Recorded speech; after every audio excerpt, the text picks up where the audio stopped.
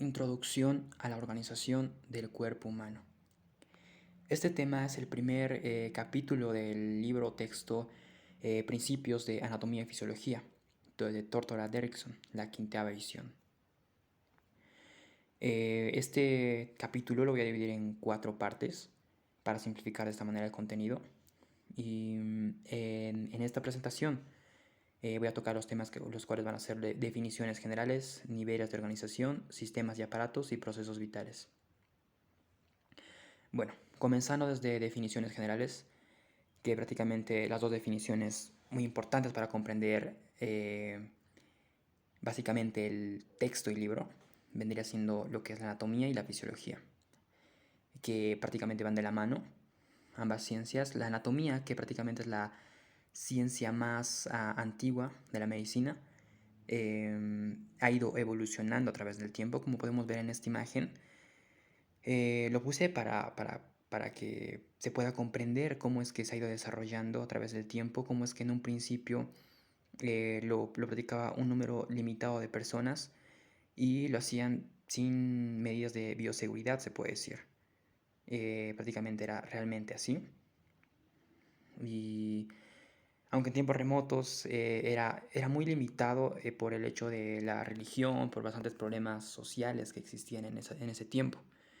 Pero eso no es tema del momento. Ahora, pasando a lo que es la etimología.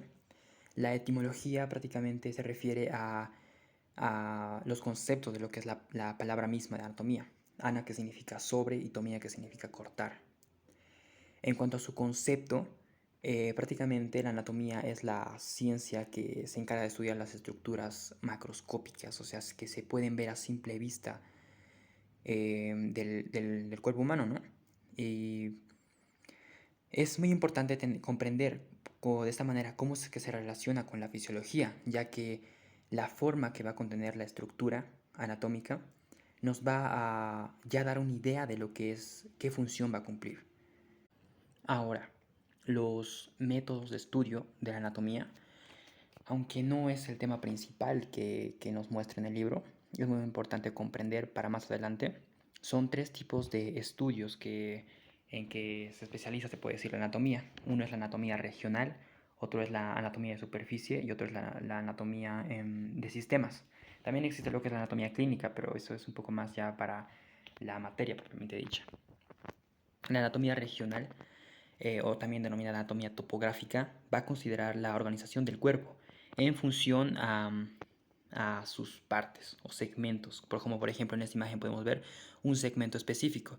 Vendría siendo el segmento del cuello y cómo se relaciona con otros segmentos, como lo que es el segmento de la cabeza, el segmento del tórax. Realmente esta es la manera de estudiar anatomía más práctica que existe. En la mayoría de las universidades se aplica. Ahora lo que vendría siendo la anatomía de superficie. La anatomía de superficie es un poco más como para método de diagnóstico, como se puede ver en la imagen, como se utiliza observando o auscultando, como se puede ver en la imagen, está auscultando lo que vendrían siendo los sonidos pleurales, se puede decir, o para más o menos verificar en qué estado se encuentra, pues serían los pulmones, las pleuras, el espacio pleural, o auscultando los diferentes lóbulos del pulmón. Como sabemos, existen 3 en el derecho y 2 en el izquierdo. Entonces es muy importante saber con anatomía de superficie específicamente en qué región se encuentra. Por ejemplo, la línea medioclavicular, guiados por formas anatómicas como vendría siendo la clavícula, el esternón, las costillas. Para llegar, por ejemplo, al cuarto espacio intercostal, tiene que contar desde el primero y para de esta manera saber auscultar dónde está el ápex del corazón. Y de esta manera poder la frecuencia cardíaca o el gasto cardíaco, qué sé yo. Bueno, ya pasamos método de estudio, concepto, etimología. Ahora, sí, estaba en anatomía de sistemas. En esta imagen lo podemos ver. Bueno, no, sí, en esta imagen mejor. En esta imagen el aparato cardiovascular, o perdón, el sistema cardiovascular, que ya no se va a estudiar aquí por segmentos, sino se va a estudiar todo el organismo. en función al sistema cardiovascular, en función a la circulación mayor, a la circulación menor. La circulación menor que va a ser prácticamente esto que estoy enseñando, solamente el corazón y los pulmones. La circulación mayor que va a venir a ser lo que va a venir siendo todo el organismo y el corazón, o sea, las cámaras izquierdas, a diferencia de la circulación menor, son las cámaras derechas del corazón. ¿Sí? O sea, todo lo que vendría siendo el intercambio en los diferentes tejidos, etc. En eso se vendría basando lo que hace la anatomía de sistemas. Luego la anatomía clínica, que es otro, se va a venir a basar lo que vendría siendo por las diferentes patologías. Ya. La fisiología. La fisiología, empezando igual como la anterior, su etimología, fisio, que significa naturaleza, y logía, que significa estudio. Entonces va a ser el estudio de la naturaleza, pero en este caso el estudio de la naturaleza del cuerpo humano. Vendría siendo, y al igual en conforme a su anatomía, por ejemplo, si aquí podemos ver, o como otra imagen, los huesos. Los huesos, al tener una consistencia sólida, ya podemos definir que tiene una función de sostener, se podría decir. Al tener la forma, por ejemplo, de las costillas, ya podemos deducir que esto está, o la forma de que tiene como que una caja, ¿no? Prácticamente se denomina caja torácica, ¿no? Esta porción del tronco. Es para cubrir a los órganos que son vulnerables a, por así decirlo, a traumatismos, a golpes, a bastantes tipos de lesiones que pueden darse si es que no hubiera esta caja. A diferencia del abdomen, en cuanto la pared abdominal solamente es un conjunto de músculos que van a venir a contener a las vísceras, ya que esto igual determina qué presión tiene, si tiene una presión positiva o una presión negativa.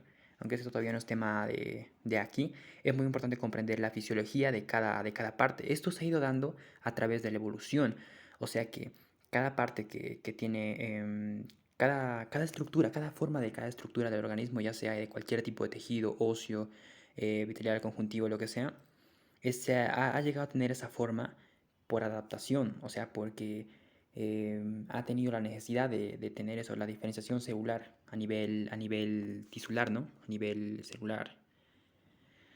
Y prácticamente en eso se vendría a basar lo que es la fisiología. Un ejemplo de fisiología vendría siendo a ver, el sistema circulatorio, o perdón, la respiración, las vías aéreas, todo lo que vendría siendo, ya que como sabemos la respiración no solamente se da a nivel alveolar, sino también se da a nivel tisular. Todo ese sistema, cómo es que llega a cada parte del cuerpo, ha ido evolucionando a través del tiempo y por fisiología. O sea, es lo que la fisiología prácticamente es la función en sí, pero para llegar a esa fisiología óptima en el cual se encuentra ha sido a través de cambios. Ok, tal vez me playo un poco en esa parte. Niveles de organización del cuerpo humano. Eso es muy importante comprender porque prácticamente el libro Principios de Anatomía y Fisiología, los capítulos del libro se van a venir a basar en esta parte. Comprendiendo esta parte ya se va a comprender cómo es que el libro intenta enseñarte. Ya ver, el nivel químico, que prácticamente es el segundo capítulo del texto, eh, está compuesto por átomos, moléculas, ya un poco nivel ya más compuesto, luego macromoléculas posteriormente, y luego a nivel celular, que el nivel celular va a estar dividido en un nivel celular organelas, nivel celular propiamente dicho, y el nivel tisular, que van a ser un conjunto de células que van a tener una función en particular, y luego un órgano que va a ser un conjunto de tejidos, como se puede ver, tiene un tejido conectivo o una túnica adventicia superficial, una túnica muscular media y una túnica íntima que va a estar formada por tejido epitelial, ¿no? Ya entonces, un conjunto de órganos nos va a dar un aparato. Es muy importante comprender cuál es la diferencia entre un aparato y un sistema. Las estructuras que van a venir a conformar lo que es un sistema, como por ejemplo el sistema circulatorio, van a venir a estar conformados por las mismas capas tisulares, como por ejemplo en el caso del digestivo, podemos ver que estas capas van a continuarse con lo que es el píloro, el duodeno, el yeyuno, eso, a excepción que más superior, incluso con el esófago, pero van a venir a formar parte de lo que es la lengua, parte de lo que es la cavidad bucal, que es parte del sistema digestivo, ¿no? Y el diente, que o sea, tiene otras capas tisulares, otro tejido. Entonces, igual el hígado, o sea, es parte del sistema digestivo, pero tiene otra histología, se podría decir. Entonces, en cambio, en un sistema, todo lo que vendría siendo el sistema circulatorio, por ejemplo, el sistema nervioso, van a estar compuestos por los mismos tejidos, por las mismas células. Obviamente no en el mismo orden, ¿no? Pero básicamente van a estar compuestos por los mismos, por la misma histología, se podría decir. En diferenciación celular eso es muy importante. Y ahora entonces, un conjunto de aparatos y sistemas con funciones sumamente que se van a complementar y van a mantener lo que es una homeostasis, van a dar lugar a lo que es a un nivel de organismo. Existen más niveles como nivel de ecosistemas, nivel un poco más amplios, pero no tienen que ver nada que ver con el tema. Ya, ok. Ahora, empezando a explicar un poco más a fondo de lo que son cada uno de esos niveles, vamos a empezar por el nivel químico. Un breve repaso. El nivel químico. Estos elementos, ¿por qué los puse aquí? Porque esos son los elementos principales que va a contener el organismo humano. El oxígeno, sobre todo, es muy importante para lo que es la formación de agua, junto con los dos hidrogeniones, ¿no? Y el carbono, igual, que va a venir a formar parte, por ejemplo, en los aminoácidos que conforman los monómeros de una proteína. Va a venir a formar en el carbono central, por ejemplo. Prácticamente en todo está el carbono, casi en todo lo que vendría siendo la materia sólida orgánica del cuerpo humano. El nitrógeno igual es muy importante, por ejemplo, en el material genético, los bases nitrogenadas. Y bueno, prácticamente el agua es la molécula más hallada o la más que se encuentra en mayor cantidad en el cuerpo humano, ¿no? Que va a venir a ser un componente muy importante del cuerpo humano. Ya, a ver, el nivel químico atómico. A ver, esto yendo un poco a grandes rasgos, no adentrándonos mucho, un átomo. ¿Qué es un átomo?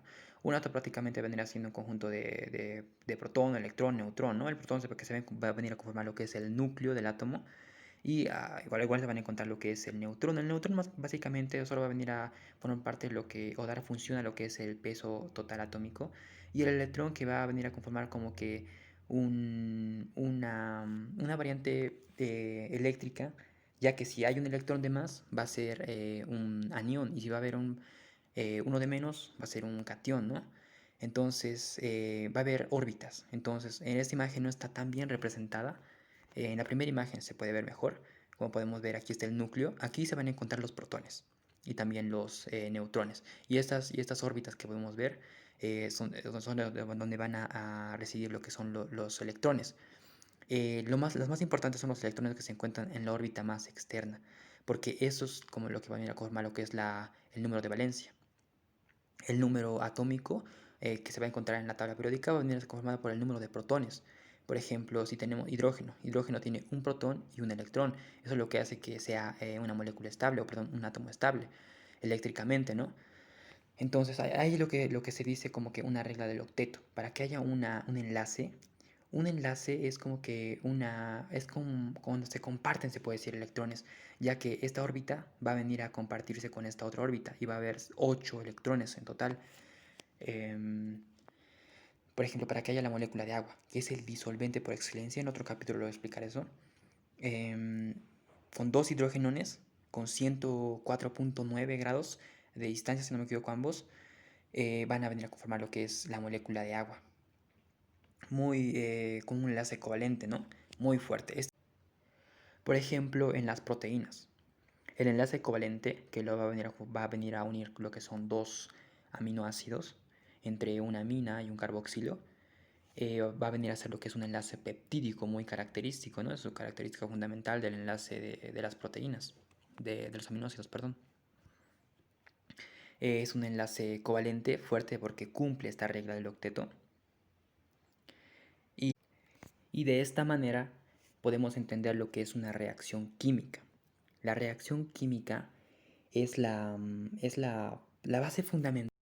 En este nivel es de lo que estaba hablando. Las proteínas tienen una estructura primaria, secundaria, terciaria, cuaternaria. En la primaria es la que estaba explicando un poco lo que vendría siendo los aminoácidos, los enlaces peptídicos, una cadena, solamente una cadena. Y cuando empiezan a unirse o a plegarse estas cadenas, como se puede ver en esta primera imagen, van a formar lo que es la estructura secundaria y terciaria. Pero para formar esta estructura, las uniones que se dan entre los monómeros o moléculas prácticamente son más débiles del enlace peptídico, o sea que todavía se pueden deshacer con mucha más facilidad de lo que es el enlace peptídico. Y la estructura cuaternaria, que prácticamente vendría siendo la estructura final de la proteína. Dice que las moléculas compuestas por los 6 elementos vitales, carbono, hidrógeno, oxígeno, nitrógeno, fósforo y sulfuro, pueden formar monómeros o polímeros.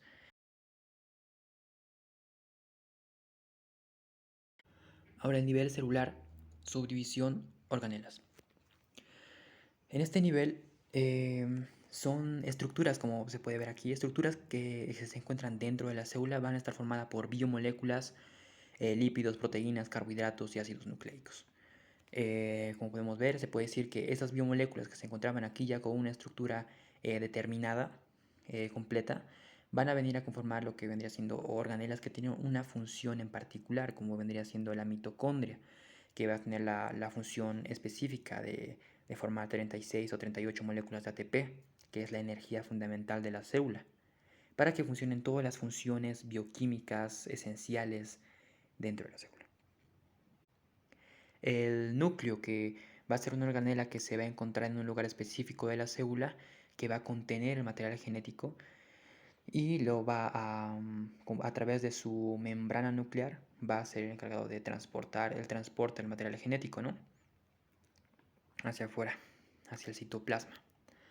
El cloroplasto, que prácticamente no vendría a incumbirnos todavía, o sea, no vendría a incumbir lo que vendría siendo el organismo humano, la mitocondria que ya se explicó. También existe en esta imagen, se puede ver el retículo plasmático rugoso con sus respectivos polirribosomas que se encuentran en sus capas. Son como un conjunto de cisternas que se van a continuar con la membrana nuclear, como se puede ver en la imagen.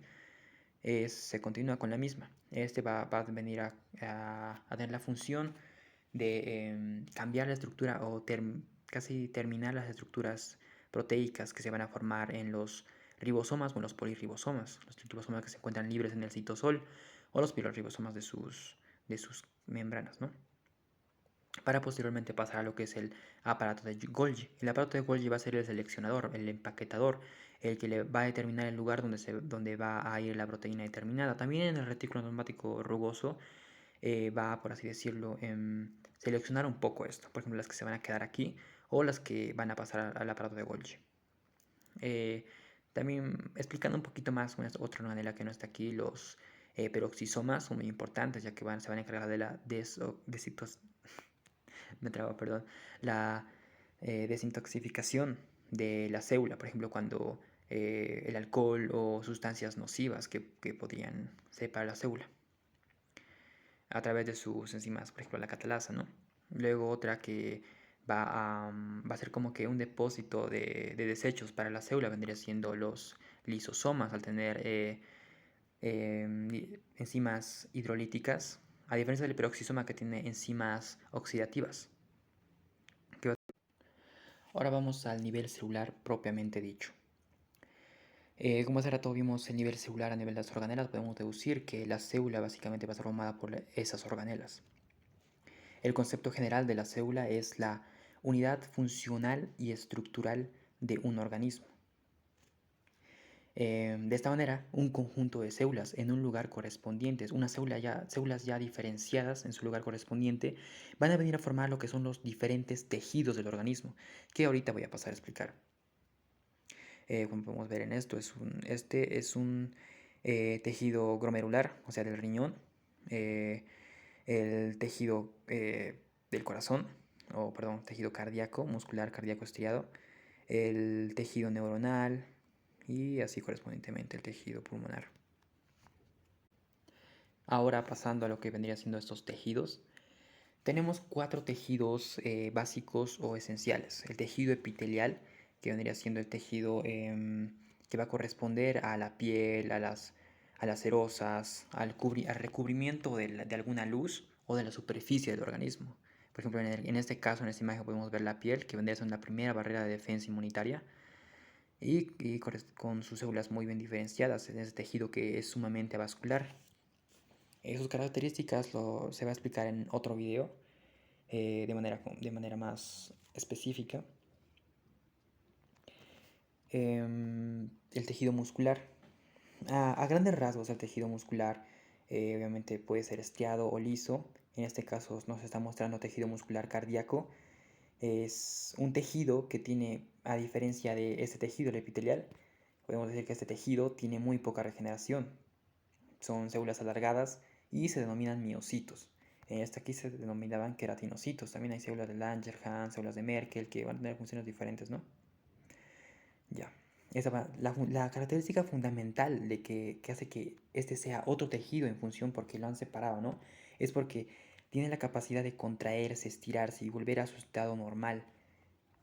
A diferencia de la piel, este va a tener abajo este tejido conjuntivo, lo que igual le va a dar una, no función, sino una capacidad de estirarse, ¿no? Al igual de tener estos pliegues, estas papilas, le va a dar eso. Pero básicamente el tejido, la célula, no tiene esa función. Ahora, el tejido conectivo, el que se va a encontrar en la mayor parte de los tejidos, o sea, subyacente o adyacente o cerca de la mayor parte de los tejidos, ya que a su gran contenido de vascularización y de matriz extracelular, va a ser como que ahora se ha llegado a denominar el tejido de sostén o tejido que, por ejemplo, en los músculos, este tejido va a ser el que va a separar en compartimientos, en fascículos, ¿no? En unidades motoras, se podría decir, ya en función al sistema nervioso. Y también debajo de la piel igual lo encontramos. Esto básicamente es tejido conectivo. Sabemos que debajo de la piel de la epidermis se encuentra una dermis papilar, dermis reticular, hipodermis, que vendría siendo ya tejido adiposo. Todo eso prácticamente es tejido conectivo. Los diferentes tejidos de tejido conectivo, que en otro capítulo lo voy a pasar a explicar. Como en esta imagen esta imagen lo dice, van a estar presentes en casi todos los órganos, van a conferir sostén, nutrición y reserva a otros órganos, gracias a su alto nivel de vascularización. Tejido cartilaginoso. Este tejido es parte del tejido conectivo, ¿no? O sea que no se podría considerar un tejido propio, tanto el tejido cartilaginoso como el tejido óseo. Este es un tejido cartilaginoso, una laminilla estilógica preparada con hematoxilina y eosina.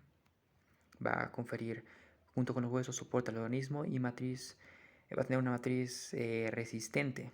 Bueno, tiene un colágeno tipo 1 y 2, dependiendo del cartílago, si es el hialino, tiene 1, si es el fibrocartílago, tiene 2. Respectivamente, el elástico igual tiene colágeno tipo 2. No hay mucho que decir, que eso todavía no es tema, todavía no es hora de tocar este tema. El tejido óseo igual va a tener una configuración muy diferente, ya que va a ser el reservorio de los minerales, por ejemplo, de calcio, y aparte va a ser el lugar de hematopoiesis, donde se van a crear las células sanguíneas, los leucocitos. Es muy importante que tengan eso. La médula ósea roja es el lugar donde se crean las células sanguíneas. Pero eso es parte igual de otro tema. El nivel orgánico, que básicamente va a estar formada por lo que vendría siendo un conjunto de tejidos, como por ejemplo podemos ver el corazón, los pulmones, la piel. La piel, como ya había denominado, tiene una epidermis, que es epidermis, ¿no? Es una capa, o es un tejido ya básico. Luego la hipodermis, que vendría siendo la dermis y hipodermis, que vendría siendo ya un tejido conjuntivo. Y debajo de eso se encuentra lo que es la fascia profunda, que es tejido conjuntivo igual, y debajo de este recién se encuentra el tejido muscular esquelético, por ejemplo podemos decir en la porción del antebrazo, y debajo de este tejido muscular se encuentra tejido óseo. Sí, en el antebrazo, no estamos poniendo ese ejemplo. Ahora el tejido cardíaco, el tejido nervioso igual, aunque en el tejido nervioso se encuentra básicamente tejido nervioso y no hay muchas otras capas, a excepción de la dura madre, las meninges, ¿no? Que vendría siendo un tejido conjuntivo igual. Ya bajamos directamente para no extendernos mucho al nivel de sistemas. El nivel de sistemas, como ya dije, por ejemplo, el sistema circulatorio va a estar formado por todo lo que vendría siendo las arterias, venas, corazón y todos los capilares y las vías por donde va a transitar la circulación de la sangre, ¿no? A través de la circulación mayor o circulación menor. Es un conjunto de órganos que funcionan de manera independiente pero coordinados. En el caso de los sistemas, ya mencioné que tienen las mismas capas histológicas, la misma histología se podría decir. En el caso de aparatos, van a tener diferentes estructuración de tejidos. Nivel organismo. Aquí podemos ver diferentes organismos de parte del humano, pero nos centramos solamente en el estudio del organismo humano. Va a estar conformado tanto por tejidos, aparatos, sistemas, todos en conjunto van a mantener lo que es la homeostasis, va a ser un tema principal de otro video que voy a hacer próximamente. El nivel ecológico, que prácticamente todos estos no son parte de ramas seleccionadas de anatomía y fisiología. Empezando desde la embriología, que es el estudio de las primeras 8 semanas de desarrollo del cigoto humano. No lo consideraría huevo o embrión directamente, ¿no? A partir de las 8 semanas se denomina embrión por esa razón, porque ya tiene las 3 capas germinativas: endodermo, mesodermo, ectodermo, que es donde derivan todos los tejidos básicos y prácticamente todos los órganos. Ya. Es muy importante, ya que a través de los años ha ido aumentando los casos de malformaciones congénitas, que vendrían siendo enfermedades que tienen que ver con genética o con trastornos que se dan durante el embarazo. Entonces, por eso que el estudio de la embriología cada vez ha ido tomando más importancia todavía o aún más en ciudades desarrolladas. La biología del desarrollo. Estudia el desarrollo completo de un individuo desde la fertilización hasta la muerte. No hay mucho que decir al respecto. Ahí dice su estudio. La biología celular. Las estructuras y las funciones de las células. Básicamente igual, su mismo nombre lo dice. La histología.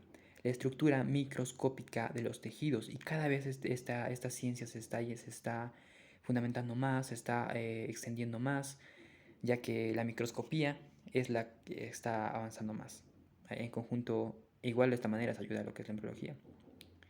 Este es otro tema igual, pero la anatomía es de las estructuras que pueden ser examinadas sin microscopio, ¿no? Es lo contrario de la histología. La anatomía sistémica, ya había mencionado eso hace rato, estudia el organismo humano a través de los aparatos y sistemas ya seleccionados o desarrollados a través del mismo estudio. La anatomía regional, regiones específicas del cuerpo como la cabeza o el tórax, igual ya había explicado. La anatomía de superficie, igual, o sea, mediante la visualización o palpación para un diagnóstico. La anatomía radiológica, que prácticamente vendría siendo como la anatomía de superficie, pero ya utilizando otros métodos con herramientas ya creadas. Por ejemplo, la tomografía computarizada, los rayos X, y hay bastantes, cada vez igual está avanzando la anatomía radiológica.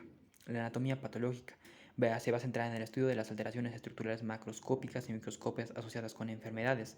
O sea, prácticamente esta anatomía se va a centrar es como que está explicando la anatomía clínica, que se va a centrar básicamente en las enfermedades, en las patologías, y con respecto a eso es que voy a ir estudiando la anatomía o la fisiología, ambos. La fisiología molecular, que prácticamente es como la fisiología humana, solo que a nivel molecular, ¿no? O sea, a nivel de las proteínas, a nivel de la bioquímica específicamente. La neurofisiología. La neurofisiología es muy compleja.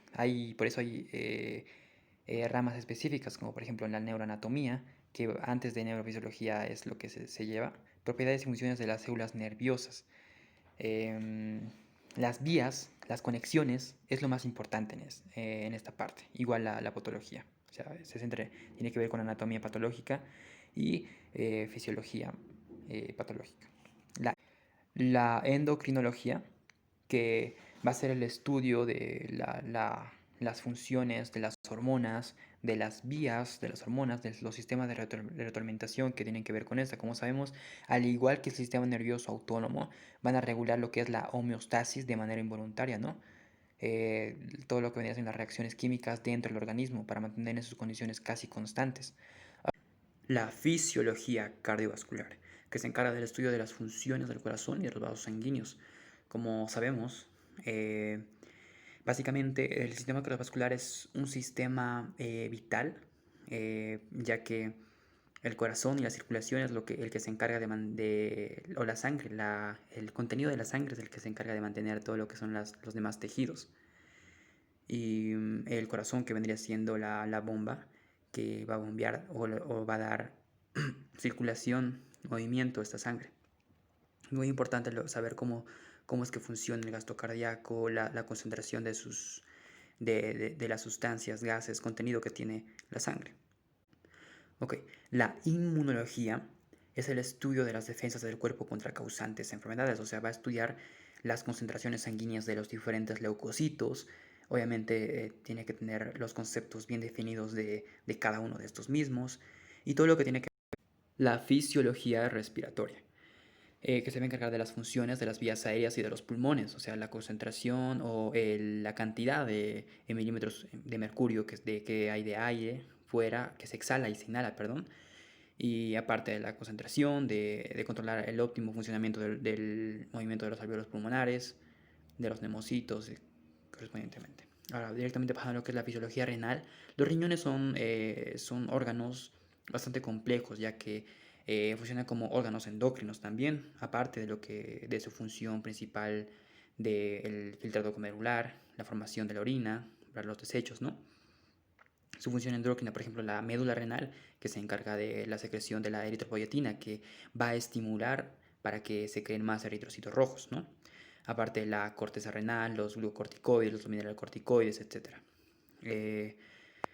Es un poco complejo. Ahora, directamente pasando a la fisiología del ejercicio, para no expandirnos, la fisiología del ejercicio, su estudio se va a basar en los cambios de las funciones de las células, los órganos y causadas por la actividad muscular.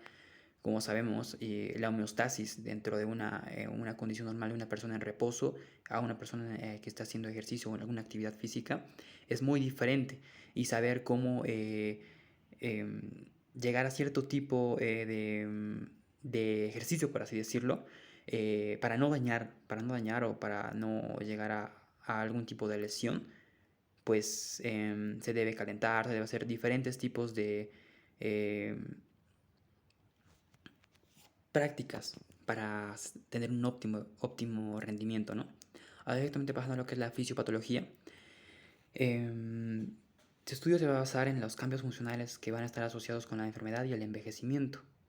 Esto igual es muy importante porque, como sabemos, depende mucho, uno, de la nutrición, del estilo de vida y de la edad en que se encuentra una persona, cómo va a trabajar una enfermedad en la persona, ¿no? Porque es muy diferente cómo es que se dan las diferentes enfermedades por estas variables, ¿no? Ok. Pasando directamente a lo que son los sistemas, los diferentes sistemas del organismo. Empezando con lo que es el sistema tegumentario. El sistema tegumentario, la piel es el órgano más grande, se puede decir, del cuerpo humano. Aparte tiene anexos o estructuras asociadas con el mismo, que van a derivar del mismo tejido, ¿no? Es como que el tejido conjuntivo, tejido óseo, cartilaginoso, de la piel o de la epidermis, perdón, del sistema tegumentario van a derivar lo que son el pelo, las uñas, las glándulas sudoríparas y las glándulas sebáceas. Por ejemplo, como podemos ver en esta imagen, este color rosado, como dice, es el estrato basal, el estrato espinoso de la epidermis. Como podemos ver, va a continuarse con esa capa del folículo piloso y va a bajar hasta abajo. Es como que se está invaginando, es parte todavía de él. Es como que continuación, no hay algo que los delimite en cuanto a pesar de que esta es una imagen gráfica, realmente se ve así en las micrografías microscópicas, no es tan diferente. Ya. Ahora, las funciones del sistema tegumentario. Tiene múltiples funciones, como por ejemplo proteger el cuerpo. Esto se basa más que todo porque la piel se denomina la primera barrera de defensa inmunitaria, ¿no? Frente a microorganismos. Y también ayuda a regular la temperatura corporal, eso mediante la sudoración. Y aparte va a eliminar algunos desechos, igual en el sudor, aparte del sebo, en las glándulas sebáceas correspondientes. Igual ayuda a sintetizar la vitamina D. Sabemos que la luz solar es muy importante para que las células del sistema tegumentario sinteticen esta vitamina. Va a detectar sensaciones como tacto, dolor, calor y frío. Eso a través de sus diferentes receptores o Por ejemplo, los corpúsculos de Pacini, los corpúsculos de Meissner, terminaciones nerviosas que van a contener, sobre todo en la dermis y en la dermis papilar, sobre todo. Ya, a ver. Aparte la almacena grasa y provee aislamiento, por ejemplo, la hipodermis, que prácticamente es la fascia superficial de la anatomía, va a estar compuesta por células adiposas y va a proveer aislamiento correspondiente. Okay. Ahora el sistema esquelético.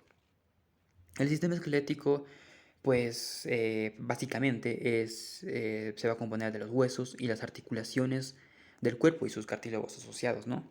Aquí podemos ver la estructura histológica del hueso, o sea, es como que un sistema, se llama sistemas de Haber, las ostionas, y cómo es que aquí cambia, porque es un hueso compacto superficialmente se puede decir, y más hacia adentro, hacia lo profundo, tenemos el hueso esponjoso, las trabéculas, ¿no? Y más hacia adentro tenemos la médula, o puede ser roja o puede ser amarilla. La amarilla obviamente tiene tejido adiposo y la roja tiene tejido sanguíneo.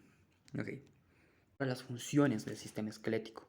El sistema esquelético va a tener las funciones de sostener y proteger el cuerpo. Por ejemplo, junto con el aparato muscular va a componer lo que es el aparato locomotor, ¿no? De movimiento, de relación con el exterior.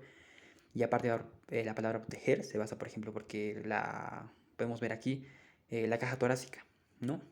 Cubre a los órganos vulnerables como son los pulmones, las pleuras, el pericardio, el corazón, frente a lesiones o traumatismos que pueden ser comunes si es que no hubiera esta caja torácica.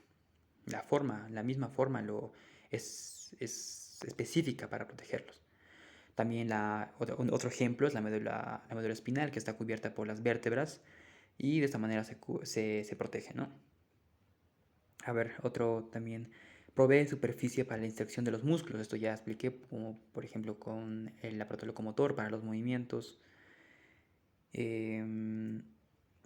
Coopera en los movimientos del cuerpo, alberga células que producen células de la sangre. Eso ya dije, en la médula ósea roja va a contener células madre que van a producir las diferentes células de la serie mieloide, ¿no?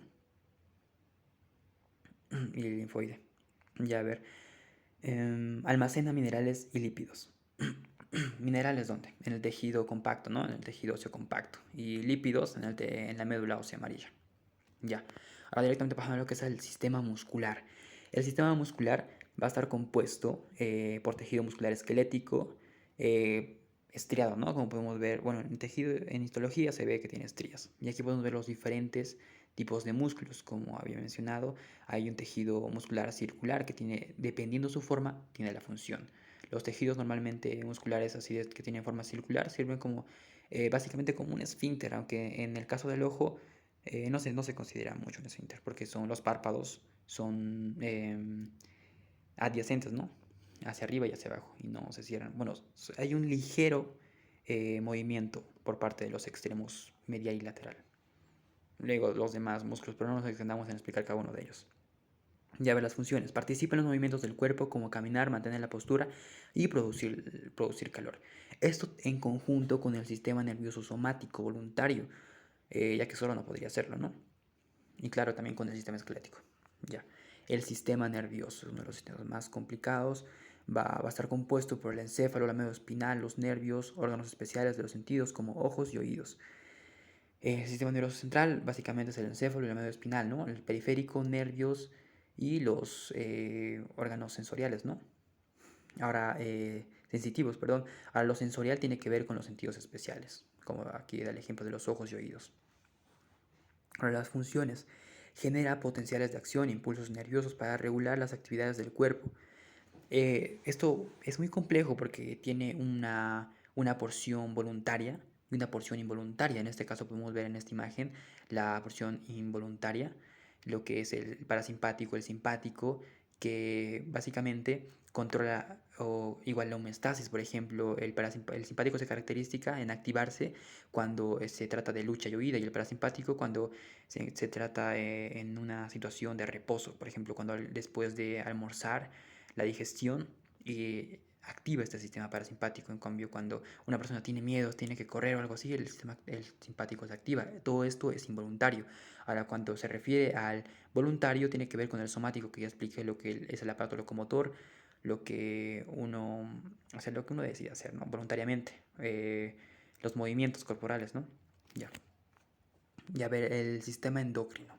El sistema endocrino va a estar compuesto por glándulas que van a producir hormonas. Esto, al igual que el sistema nervioso autónomo, va a regular la homeostasis del organismo, de las concentraciones, de las mismas concentraciones de ciertas hormonas. Por ejemplo, este es la hipófisis, que va a controlar otros órganos endocrinos. Es un poquito complicado el doctor de la hipófisis. Y en cuanto a sus funciones, como dice, regula las actividades corporales liberando hormonas, mensajeros químicos transportados por la sangre de la glándula, desde la glándula endocrina hasta el órgano diana. Para diferenciarse del sistema nervioso autónomo, aparte de que el nervioso trabaja con neurotransmisores, el endocrino trabaja con hormonas, pasa que el nervioso es instantáneo. O sea, hay un estímulo instantáneamente, el autónomo, o casi instantáneamente produce la respuesta. En cambio, el endocrino es de respuesta un poco tardía, o sea, lento. Se produce la hormona, pasa a la circulación mayor, o sea, primero al intersticio, ¿no? Del tejido. Y luego pasa a los capilares, y luego a la circulación mayor y posteriormente llega a las células diana específica. Ya. Ahora el aparato cardiovascular, que va a estar compuesto por la sangre, el corazón y los vasos sanguíneos. Este aparato básicamente es vital, aparte de mantener a todos los tejidos, también hace posible que los demás sistemas trabajen, porque si se detiene este sistema, todo se detiene. También hay otros como el sistema respiratorio, ¿no? Pero este básicamente es fundamental.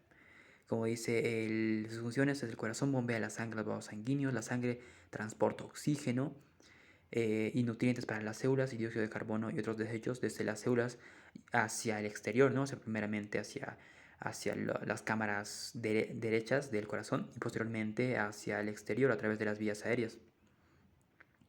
Y ayuda a regular el equilibrio ácido-base. Esto es muy importante.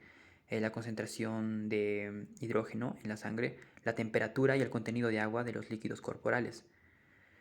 Eso en cuanto a la presión sanguínea, los componentes de la sangre y defiende contra enfermedades y reparación de vasos sanguíneos dañados. Por ejemplo, lleva los leucocitos en este caso. Y ahora para el contenido del agua en la sangre tiene que ver con que cuando alguien, por ejemplo, cuando hace ejercicio, suda mucho, pierde mucho líquido, hay ciertas hormonas, por ejemplo, el péptido natriurético auricular, que es secretado por células especiales del corazón, o las mismas, en el endotelio, ¿no? Secreta ciertas sustancias para regular la presión sanguínea. A ver, el sistema cardiovascular, aquí tenemos básicamente lo mismo, bajando al sistema linfático inmunitario. Las arterias llevan sangre oxigenada hacia los tejidos, ¿no? Y se devuelven a través de las venas, ¿no? Que normalmente están representadas por azul.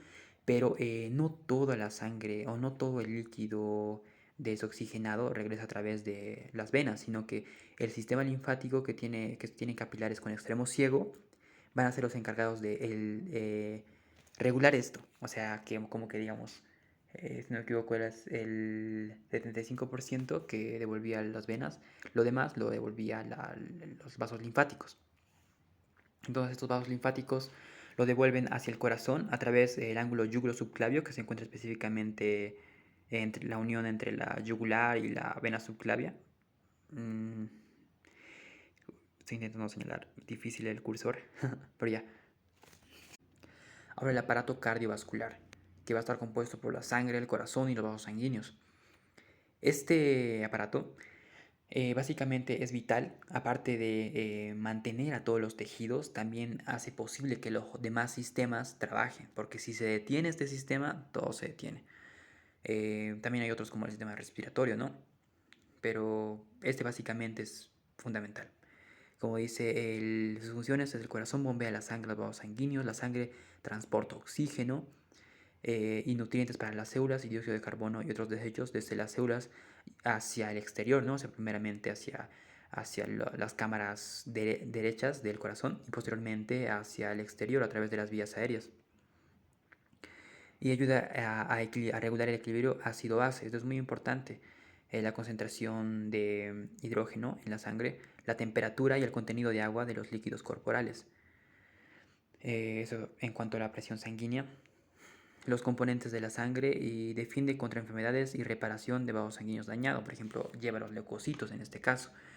Y ahora para el contenido del agua en la sangre tiene que ver con que cuando alguien, por ejemplo, cuando hace ejercicio, suda mucho, pierde mucho líquido, hay ciertas hormonas, por ejemplo, el péptido natriurético auricular, que es secretado por células especiales del corazón, o las mismas, en el endotelio, ¿no? Secreta ciertas sustancias para regular la presión sanguínea. A ver, el sistema cardiovascular, aquí tenemos básicamente lo mismo, bajando al sistema linfático inmunitario. Las arterias llevan sangre oxigenada hacia los tejidos, ¿no? Y se devuelven a través de las venas, ¿no? Que normalmente están representadas por azul.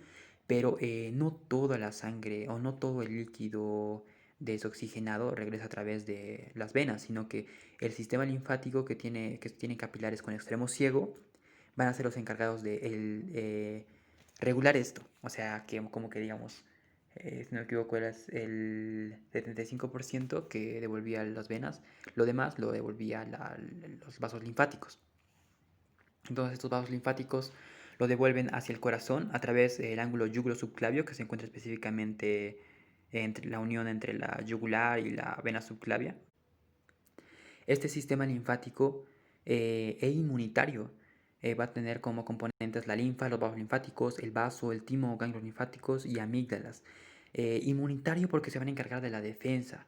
Las células inmunitarias se van a originar en la médula ósea, ¿no? Pero, por ejemplo, los linfocitos T van a madurar en el timo. De otra manera no pueden ser inmunocompetentes, no pueden tener sus funciones muy desarrolladas, se puede decir, o desarrolladas, por así decirlo. El aparato respiratorio va a tener como componentes los pulmones, las vías conductoras de aire, la faringe, la laringe, tráquea, bronquios y bronquiolos y todo lo que le continúa hasta llegar a los alvéolos. Entonces, como dije, es vital igual ya que alguna obstrucción o alguna normalidad en las vías puede causar la muerte. Es vital. En cuanto a las funciones, va a transferir el oxígeno del aire inhalado a la sangre. Es otra vez del intercambio alveolo capilar, ¿no? Aparte ayuda a regular el equilibrio ácido-base de los líquidos corporales. El aire que fluye desde los pulmones a través de las cuerdas bucales produce sonidos. Eso no hay mucho que especificar, sobre todo la regulación del equilibrio ácido-base es cuando la sangre se encuentra ácida o alcalina. O sea, es muy importante. Tenemos a nivel de la carótida, a la bifurcación de la carótida, tenemos receptores, quimioreceptores que van a estar encargados de percibir estos cambios. Ya. El aparato digestivo. Ahora el aparato urinario. El aparato urinario que va a tener como componentes los riñones, los uréteres, la vejiga, la uretra. En cuanto a confusiones va a tener producir, almacenar y eliminar la orina, va a llenar desechos y regular el volumen y la composición química de la sangre. En cuanto a producir, almacenar y eliminar la orina, lo hace a través de las vías de los uréteres, ¿no? De los uréteres a la vejiga, de la vejiga a la uretra y de esa manera al exterior. Y sobre regular el volumen y la composición química de la sangre, lo hace a través de su porción endocrina o su función endocrina que tienen, ¿no? Hay una vía que se llama renina-angiotensina-aldosterona que va a regular la presión sanguínea igual. También ayuda a mantener el equilibrio ácido-base, ¿no? De los líquidos corporales, va a mantener el equilibrio mineral del cuerpo y va a ayudar a regular la producción de glóbulos rojos. Eso otra vez dijimos que su médula produce la eritropoyetina. Ya, ok. Bajando a lo que vendría siendo los aparatos reproductores. Los aparatos reproductores van a tener como componentes las gónadas. En el caso de los hombres, los testículos, en las mujeres, los ovarios. Y los órganos asociados, por ejemplo, en la mujer, los oviductos, trompas uterinas, útero, vagina, las glándulas mamarias, en el caso de los hombres, epidídimo, conjunto deferente, vesículas similares, próstata y pene. En cuanto a las funciones, las gónadas van a producir gametos, espermatozoides, ovocitos respectivamente, ovocitos ¿no? En el caso de la mujer, espermatozoides en el caso del hombre.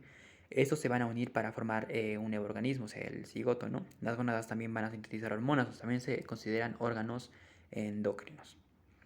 Van a regular la reproducción y otros procesos corporales. Por ejemplo, la testosterona producida por el hombre, la progesterona y los estrógenos producida por la mujer. característica de cada uno de estos, ¿no? Van a, los órganos asociados van a transportar y almacenar los gametos, las glándulas mamarias van a producir la leche ya en la lactancia, ¿no? Ya cuando ya nace el bebé. Ahora vamos con los procesos vitales. Los procesos vitales son esas, se puede decir, funciones que se dan en el organismo vivo, animado, o sea, que tiene homeostasis, que tiene movimiento, que tiene interacción, ¿no? Ya, vamos a empezar. El metabolismo. El metabolismo es un conjunto de funciones bioquímicas que suceden dentro del organismo que van a estar formadas por un catabolismo y un anabolismo. El catabolismo, que va a venir a ser la degradación de productos complejos a productos más simples, y el anabolismo, que va a ser lo contrario, de productos más simples a complejos. Pero esto, la diferencia es que el catabolismo van a ser, por así decirlo, macromoléculas que no son compatibles con el organismo y se van a convertir por ejemplo, de proteínas a aminoácidos, que son sus monómeros, ¿no? Y esos aminoácidos van a volver a ser proteínas, pero esas proteínas van a ser ya compatibles con el organismo humano. Entonces aquí podemos ver un gráfico de cómo es que se da esto. Miren, comemos a alimentos, verduritas, carne, lo que sea. Esos nutrientes energéticos van a pasar primero por la ingestión, luego por la digestión y luego por ¿cómo se dice? La absorción de nutrientes, ¿no? Y entonces para que ya se absorban por los enterocitos, ya tienen que estar catalizadas, por así decirlo. Entonces esos productos van a volver por ejemplo, en el hígado, es donde se da un ejemplo de anabolismo, donde se crean a partir de sustancias muy simples a sustancias un poco más complejas. Por ejemplo, las LDL, las HDL o bastantes proteínas que van a formar parte de las proteínas sanguíneas, ¿no? Y así se da el anabolismo de aminoácidos a proteínas que van a ser propias del organismo humano, o macromoléculas o biomoléculas que van a venir a formar parte de las células igual. Eso vendría siendo metabolismo. Si es que aún lo ven complicado, pueden dejarlo en sugerencias para que haga un video completo solamente de metabolismo, porque sí es bastante largo, pero básicamente es eso. Capacidad de respuesta. En cuanto a la capacidad de respuesta, esto se da como que trabaja conjunto con el sistema nervioso. Un ejemplo, ¿no? Porque hay bastantes respuestas de los diferentes sistemas, no solamente el sistema nervioso, pero por ejemplo aquí es un gráfico del sistema nervioso somático. Entonces tenemos un afector, o sea, alguien que recibe, en el caso por ejemplo de la piel, tenemos unas células que se llaman células de Merkel, que en su porción basal, en su dominio basal, perdón, no tengo, el cursor no me está alcanzando, en su dominio basal va a tener un disco que se llama disco de Merkel. Es que es como una terminación nerviosa que va a venir a alcanzar al segmento correspondiente a la médula espinal, específicamente al asta posterior. Es ahí donde llega todas las sensaciones. Siempre cuando vean esta H en la médula espinal, tienen que entender que las astas anteriores son motoras y las astas posteriores son sensitivas. Entonces va a ir al segmento correspondiente y posteriormente va a pasar a la corteza cerebral. O sea, va a pasar por toda una serie de vías dependiendo de cuál vía se refiera, ¿no? Pero al final llega al centro integrador o al centro de, ¿cómo se dice?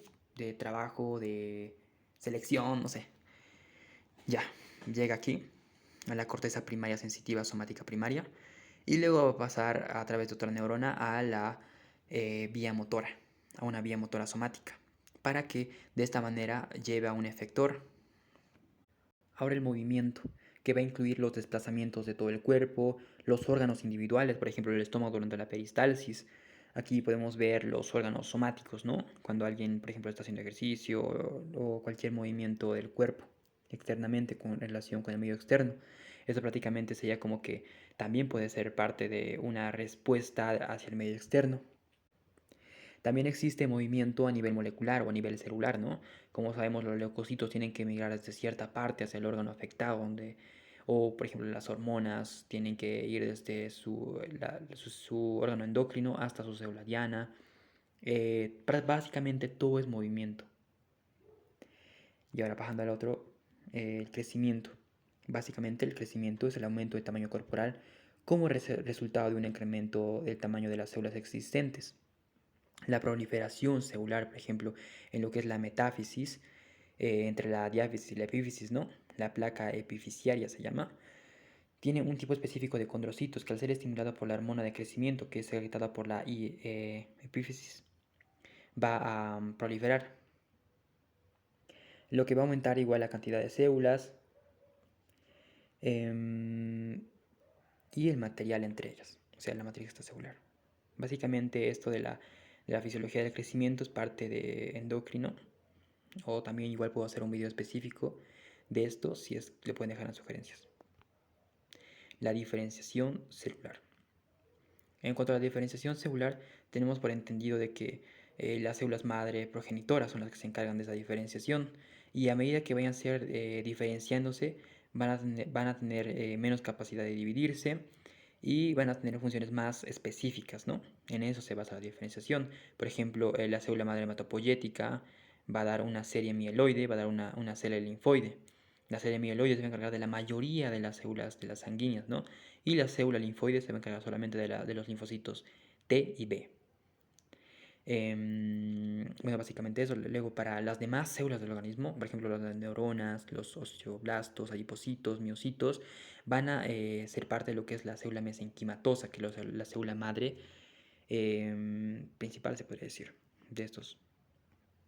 Ya diferenciación celular, aquí tenemos una imagen de cómo es que se da la fecundación, ¿no? Pues después de la fecundación hay un intercambio de material genético porque son haploides ambas células y luego se van a ir multiplicando ambos, ya mezclados su material genético, y van a producir lo que es una mórula y luego un blastocito ya con un trofoblasto y todo correspondientemente. Esto es parte de embriología.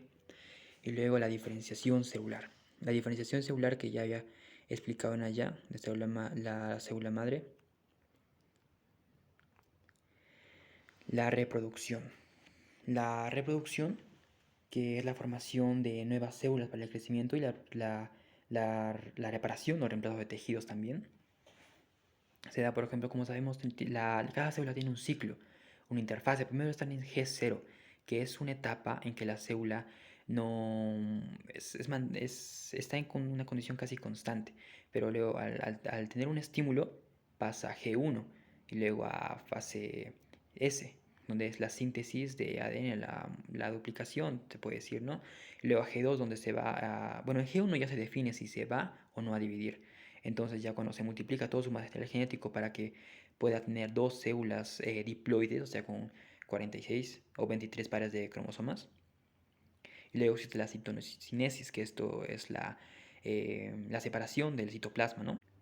Bueno, aquí tenemos lo que es el ciclo de la célula, desde la interfase, desde G1, fase S, G2. Bueno, para que llegue a esa interfase hay una fase de G0, ¿no? Se dice que las neuronas están en G0 porque están muy bien diferenciadas, ¿no? Que no pueden dividirse. Luego ocurre lo que es la división celular y luego la citocinesis para que haya dos células hijas idénticas a la madre. También se refiere a la reproducción a la formación de un nuevo individuo. Como sabemos, la fecundación, el óvulo con el espermatozoide, luego va a dar lugar a lo que es el cigoto, luego al blastocisto, perdón, primero a la mórula, luego al blastocisto, y eso es parte igual de la embriología. La mitosis y la meiosis. Es muy importante tener comprendido cuál es la diferencia entre estos dos, ya sea para más adelante, esto es fundamental. La mitosis se da entre una célula que va a dar dos células hija diploides, principalmente 2N, 2N, o sea, con un material genético de 23 pares de cromosoma o 46 cromosomas cada uno. Y la meiosis, eso se da solamente en los gametos, o sea, puede ser en los espermatozoides o en el óvulo. Básicamente igual, solamente da 4 células hijas, cada una es haploide. Bueno, hasta aquí el video. Espero que se haya entendido, que haya sido de utilidad. Voy a seguir subiendo la continuación de estos temas. Y nada, si tienen alguna sugerencia de otro tema para desarrollar, alguna sugerencia de una mejor presentación para mejorar igual. Y nada, alguna duda que tengan, la pueden dejar en los comentarios. Voy a leerlas y pues para implementarlas. Y, y bueno, sin más que decir, hasta luego.